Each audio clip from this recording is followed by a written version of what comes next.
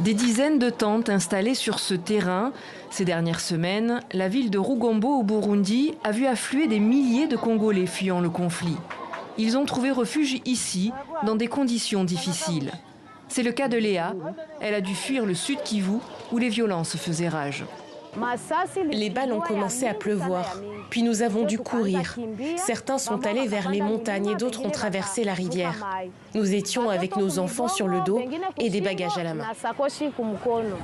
Il y a quelques jours, le Haut-Commissariat de l'ONU pour les réfugiés a alerté sur le nombre de Congolais ayant dû fuir le pays.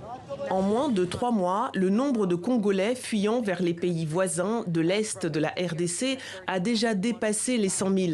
L'hostilité persistante au Nord Kivu, en particulier dans les territoires de Masisi et Walikale, ainsi que la situation sécuritaire extrêmement volatile à Bukavu et dans les environs du Sud Kivu, ont contraint des centaines de milliers de civils à fuir à nouveau.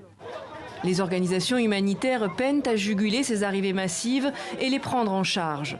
Les fonds manquent, surtout depuis l'annonce des coupes et gels des aides internationales par l'administration de Donald Trump. Cette crise a exercé une pression énorme sur le système d'approvisionnement du programme alimentaire mondial qui est déjà mis à rude épreuve. Nous appelons les communautés de donateurs à se manifester et à fournir des fonds afin que le PAM puisse assurer l'aide alimentaire d'urgence à ses nouveaux bénéficiaires ainsi qu'aux réfugiés précédents qui se trouvent dans le pays depuis plusieurs décennies. Surpopulation, installations sanitaires inadéquates, le HCR met en garde contre le risque de propagation du choléra au Burundi. Au moins 8 cas suspects ont déjà été recensés.